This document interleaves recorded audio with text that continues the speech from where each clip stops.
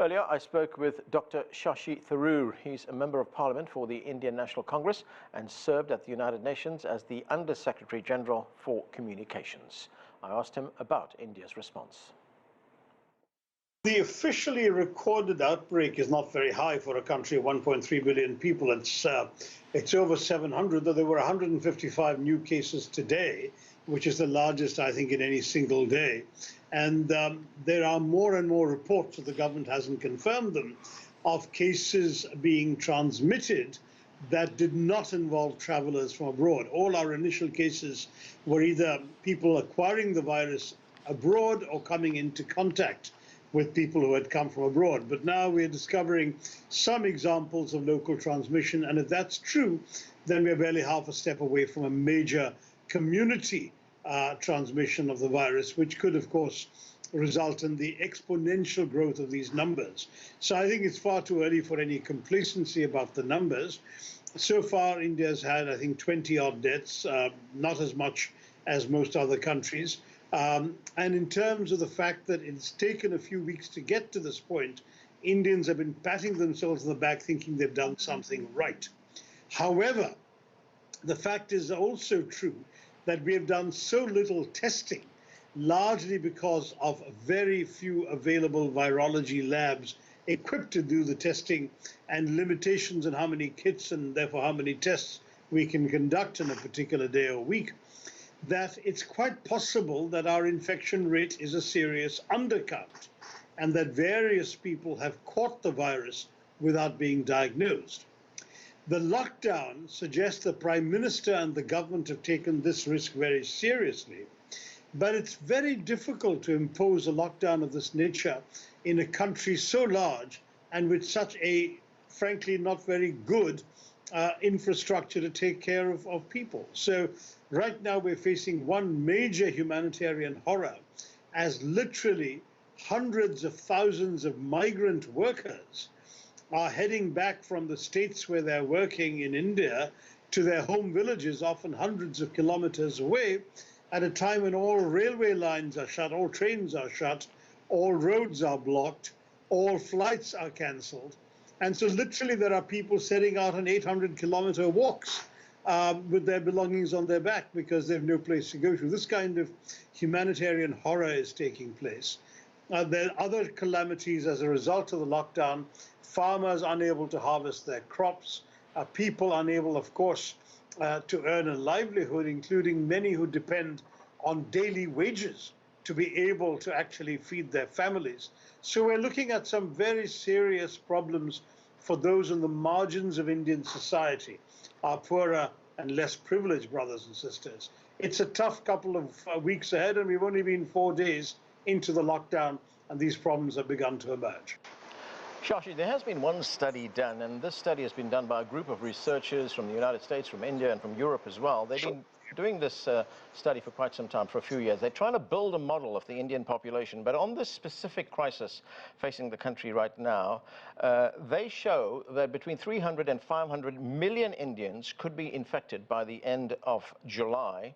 The good news is that 90% of them will only show very mild symptoms, but that still leaves 10%. That's between 30 and 50 million people who would have severe infections of the COVID-19 virus. And I'm wondering what kind of stress and burden this is going to put on the Indian healthcare infrastructure, things like hospitals, and you mentioned testing, and also specialist units like intensive care units. Well, I mean, the honest truth is we will not be able to cope with even a fraction of that number. I think, if India ended up with, I don't know, a few tens of thousands of cases around the country, we could probably attend to them. But for example, we don't even have 10,000 ventilators in all of India, and they seem to be crucial when people reach a stage of respiratory distress.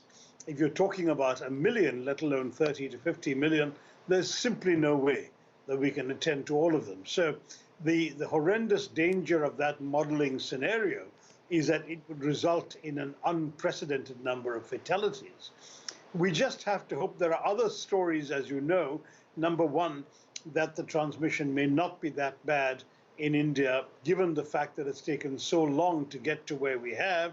Second, that the climate may help, that in very hot areas, there is no evidence so far that the virus thrives. I think over 90% of the recorded infections have been between, if I remember correct, 3 and 30 degrees north longitude. So I'm sorry, I beg your pardon, 20 and 30 degrees north longitude above the equator. So we are looking at a hot summer coming up. In fact, the heat has already begun here in Delhi in the last couple of days, and it's hotter further south. So there is some hope that if any of those theories are right, the virus may have a tougher time surviving and being transmitted. But we don't know any of this because there's no prior human experience of this COVID virus. And so we're going to be finding out the hard way as to whether we're going to be 30, 50 million people literally in critical condition, perhaps a large number of them not making it, or whether we're going to escape relatively lightly. I don't know that this 3 weeks lockdown will solve it all, but I do accept the argument of the government that it's one thing we have to do in order to ensure that the worst doesn't come to pass. Needless to say, this kind of lockdown is not easy in a country where even those who have homes, unlike the migrant workers I mentioned, Right. those who have homes are packed into very, very densely populated urban slums with dozens of people to a single room, and tiny apartments where families are living cheek by jowl. In those circumstances, WHO concepts of social distancing and so on become academic.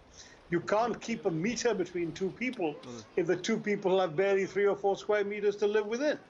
And in those circumstances, we are risking that even normal conditions of isolation or self-quarantine could still create infection. So it's a tough time, and we're going to go through a couple of very tense weeks while we cope with the news as it comes in day by day, and we all follow it. There are some journalists who are very critical of the briefings the government's giving, saying that the government doesn't seem to have a clue. There are others who say, let's have faith in the government, let's trust them, and see how much they can deliver for us. And certainly the level of cooperation with the lockdown is higher than perhaps people would expect of a famously undisciplined country like ours. You know, you wrote an article last month, the middle of February, in the South China Morning Post, in which you said that India has no national surveillance system. Explain that to us, that particular shortcoming of having no surveillance system. How would that impact the spread of a disease like corona? You see, the idea is that with a surveillance system, you could trace the clusters of infection. In other words, you would need to do a lot of testing. By testing, which we're not doing remotely anything like the kind of percentage of testing that was done in South Korea, or even is being done in some of the developed countries today. In India, we've tested very, very few people. I think, if I remember right, we've tested 22,000 people and found 700 odd to be carrying the virus. But if we had tested 22 million people, which is still only a fraction of our population, tiny fraction of our population, would we have found a much larger number? We don't know. And what is more, would you find them in clusters where you can promote community isolation and treatment? I mean, the mantra of the WHO is test, trace, isolate, and treat. We haven't been doing all of that. I mean, to be very honest, we've done very little testing. Some states, remember that we are a federal system, and some of our states have better health systems than others. So my own state of Kerala has been pretty good at tracing. So when a case came in to Kerala that was COVID positive, they were able to trace every person that person had met since he or she landed in Kerala. Now that is tough enough, but Kerala can do it. Many other states will not have the resources or the experience to do it. Even more, if the cases start coming from people who've never traveled abroad and don't recall meeting anybody who's come from abroad, then tracing becomes very difficult. In very many cases like that, you have a cluster, and then you have to move in aggressively to treat that entire community. Now, these are the kinds of things we really have no track record in doing. Since COVID became a world news item, the government has been doing better to equip and prepare and authorize a larger number of labs to do the testing. There was only one at the very beginning in January. that was equipped to do that. That went up to 11. Now they've authorized 52 or 54. I'm not sure how many of them are already 100% game to go. But again, in a population of 1.3 billion, if you're really talking about 50 or 60% of the population getting infected, then we will be overwhelmed. So our real hope is that I'm clutching at straws here, that the climate or some other factors might prevent the kinds of numbers that famous model came up with. Are there any lessons to be learned from the Chinese experience? We know that the infection rate in China is now almost down to zero. The only infections coming into China is from people coming from abroad. Of course, China took draconian action in confining the disease to one specific area of the country. And I know the circumstances are very different in these two countries, but are there any lessons that you could take away from there? I don't know that the Chinese model is replicable anywhere outside China. We're discovering right now in the United States, where you are, that it's not replicable in the US, and that the number of infections is going up dizzyingly, exponentially. Italy, similar story. Another country like India that's fairly freewheeling, that people don't like to have restraints placed upon them. It's not easy, and all I can say is, if Italy is suffering this way with, 65, 70,000 cases, and so many are dying, then I shudder to think what will happen to India is even 700,000 cases, let alone the 70 million that you're talking about in your model. Shashi, I'm going to look very briefly at the economic impact that this is going to have on India. The Indian finance minister has announced a $23 billion economic stimulus package. Let's listen to what she had to say. We are looking at both cash transfer as one set of measures, and another set of measures will be food security related. We do not want anyone to remain hungry, so we will be giving enough to take care of their food grains requirement, protein requirement in terms of pulses. So looking at India, as I said, a country of 1.3 billion people, how far will this go? We're also talking about a country which has a very large informal economy, small businesses which literally operate from the streets. We have the working poor, there are laborers, domestic help, rickshaw operators. How is this money going to be distributed? Well, first of all these people are out of a job and have no income as of the lockdown 4 days ago. And they're absolutely hand to mouth unless they're supported, which is why the cash transfers are so important. But that only works for those who've opened bank accounts. Many of these people don't have bank accounts. They are still in the informal economy. There are estimates that somewhere in the neighborhood of, out of the 1.3 billion people, that maybe an optimistic figure would be that 600 to 700 million are banked in one form or the other. That still leaves 500 or 600 million people whom these cash transfers will not reach. The other worry we've got is that some people are on the move, the migrant labor, as I mentioned to you, that when you give cash transfers, the problem is the economy is going to take such a blow from all this that the value of cash may actually decline. In other words, money you're transferring that would have been enough to live on for a week or two may suddenly no longer be enough to, because prices go up in a situation of scarcity. All of these things are very difficult to predict or model, because no one's ever dealt with anything like this.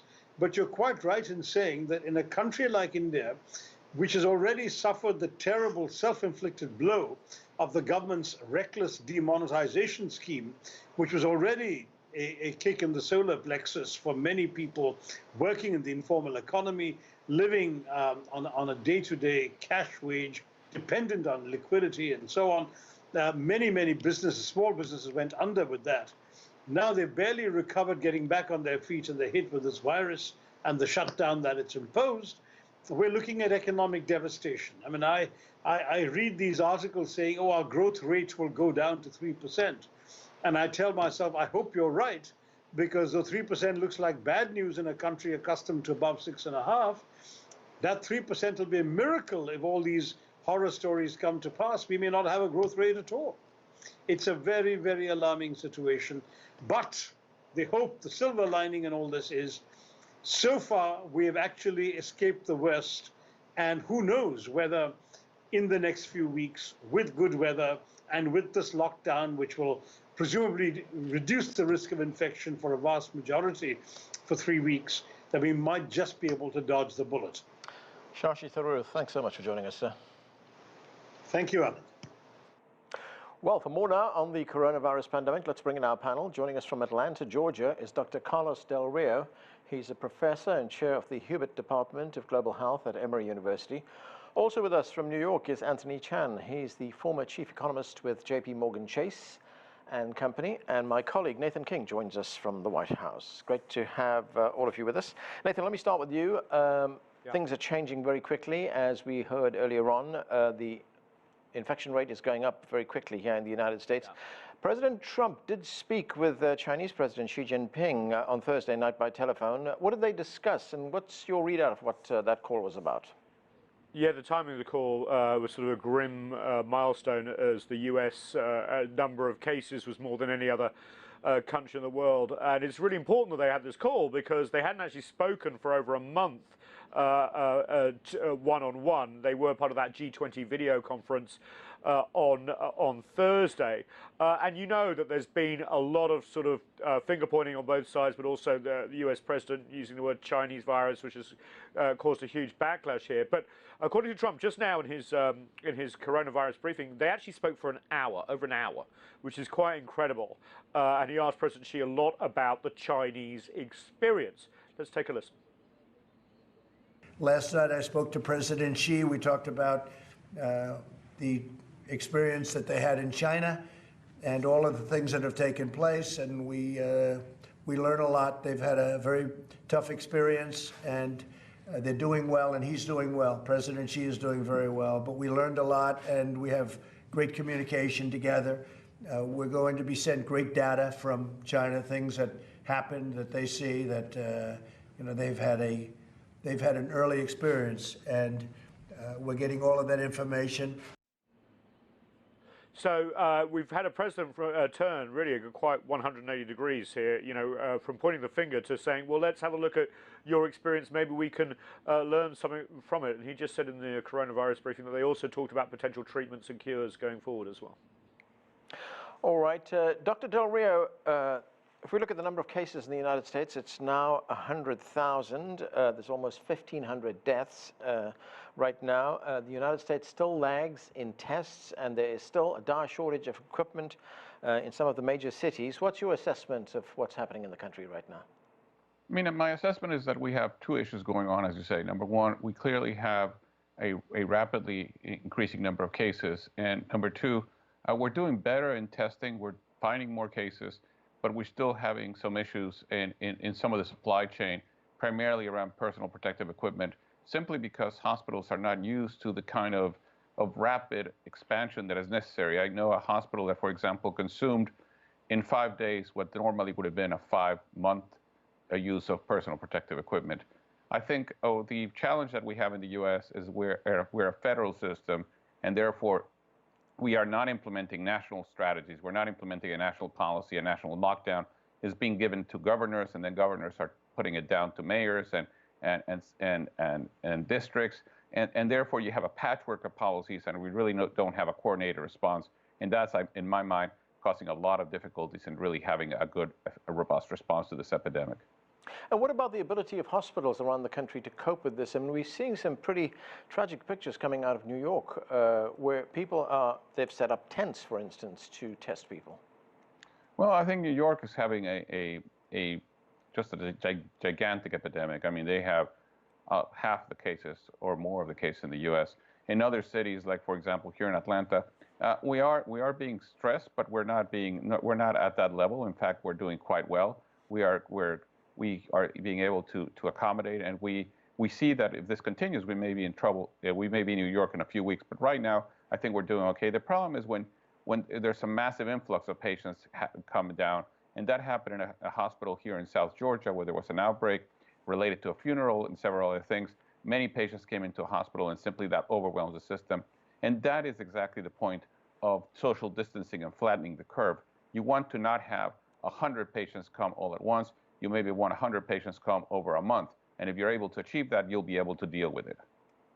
All right, let me bring in Anthony Chan from New York. And Anthony, as you are well aware, we've been talking about this for weeks right now. There's so much fear around, so much anxiety around, because nobody knows how big this pandemic is, whether we're going to be able to cope with it, or for how long it would go on. But one of the stunning figures that came out over the past 24 hours was that jobless claim figure of 3.3 million people. I mean, a lot of people don't even know whether they're going to have jobs to go back to when this crisis is over. And there's also this great fear about a recession. I mean, are we going to go into a recession? Well, I think that the traditional definition of a recession really has to be changed, because in a typical recession, you have economic fundamentals that are weakening. And then, of course, the Federal Reserve has to come in to gradually try to improve those fundamental conditions. But what we have here now is actually government policy essentially shutting down the economy, shutting down production, and preventing any demand from taking place. I think that if we really succeed on the healthcare front in perfect social distancing and certainly shutting down the economy so we can starve this virus or certainly slow down the number of infections, we can easily end up closing out 40 or 50% of the overall economy. And when you do that, of course, you're going to have a big hole in economic growth. Of course, the 3.3 million should not be a real big surprise when people are simply at home. There is going to be a loss of income, but of course, we just passed the stimulus package. Stimulus package is going to provide unemployment insurance. And in some cases, for some workers, the unemployment insurance checks may even end up being larger than what they were earning before. Right. But even saying that, that's still not enough, because what are they going to do with that money? Certainly they have to pay rent and things like that, but they're not going to go to a movie theater. They're not going to fly in an airline. They're not going to sit down in a restaurant to eat. So again, all that economic activity is shut down. So we definitely will see economic activity contract severely. We're going to have more than a 15% contraction in real GDP in the second quarter. We may have a smaller contraction, but nonetheless, no acceleration of growth. So by the traditional definitions of when you have a recession, we can define it as a recession, but it's not the same kind of underlying fundamental movements that occur in a typical recession. Right. Nathan, Anthony talking there about that $2 trillion stimulus plan that was passed by the United States Congress, and in fact it was signed into law by President Trump in that building right behind you just a couple of hours ago. Not everybody is happy. Some people see this as a gift to big corporations, but it also helps small businesses. It also helps individuals and families as well. What's the significance of that stimulus bill? Oh, this is hugely significant. You know, I think Anthony's absolutely right that this isn't a financial crisis. This is a healthcare crisis where you're shutting the economy down. So, you know, even compared to the financial crisis of 2008, 2009, this dwarfs it, because you have to literally keep everyone, the economy, on life support and everyone at home, and give them enough money to sort of get through this. So, you know, when you say $2.2 trillion, we could actually be seeing more of it. Now, look, there are parts of this the Democrats hate, there are parts of this the Republicans hate, but both swallowed the medicine and basically didn't even need to rally votes. It was a voice vote in the end in both houses with some obstruction. And you know, the Democrats got what they wanted in terms of direct payments, even though actually it came from the White House and Republicans to begin with, direct payments to people, including gig workers like Uber drivers and delivery people, who of course are very important right now. Yeah. Extension of unemployment, healthcare guarantees, and also incentives for companies not to lay people off, although some are, but also to keep them employed. But there is a big corporate part of this that the Democrats obviously don't love. There are some sort of oversight, although the White House has already started trying to water that down this evening. So, look, everyone doesn't love it, but it had to be done. Right. Anthony, very quickly, could we see Congress look at another stimulus bill very quickly in the near future? Well, there's no doubt. I think the Treasury Secretary said it best. This is a program or a package that is designed to last for anywhere from 10 to 12 or maybe even 13 weeks. But if this health crisis persists longer than that, they'll go back and ask for another supplemental package to continue to try to stabilize the overall economy. This is not going to prevent the economic slowdown or the recession out there, but they're trying to stabilize it so that when we open it up, there is an opportunity for the economy to to rebound. But the economy is not going to rebound overnight, because when you shut down businesses for 2 or 3 months, it just doesn't turn on like a light switch. Dr. Del Rio, a New York emergency room doctor, she shared her concerns with the New York Times, and we know that healthcare professionals have been on the front line of this battle. They're putting their lives on the line here, and this is what she had to say. Let's listen to this. And from our perspective, everything is not fine. I don't have the support that I need, and even just the materials that I need physically to take care of my patients. And it's America, and we're supposed to be a first world country. Dr. Del Rio, I've only got a minute left, but how concerned are you about statements like that? I'm very concerned because this is a very tough time to be a healthcare worker, and we need healthcare workers. Healthcare workers are very anxious. It's very hard to be in the hospital right now. It's very hard to be taking care of patients when you don't have the equipment you need, when you have tension, and when you realize that you could potentially get infected and you can bring the infection to your family, but you potentially can die.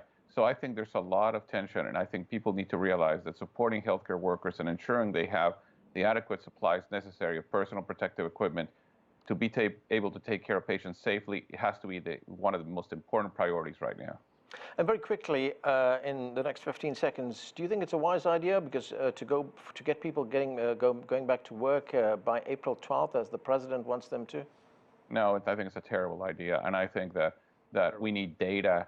When the person says, well, we can open parts of the economy, parts of the country, let's get some data. We need more testing, we need more data, and then we can make those decisions. But as Nathan says, we have to shut down the country. Right. We have to literally starve this virus, and we haven't done that.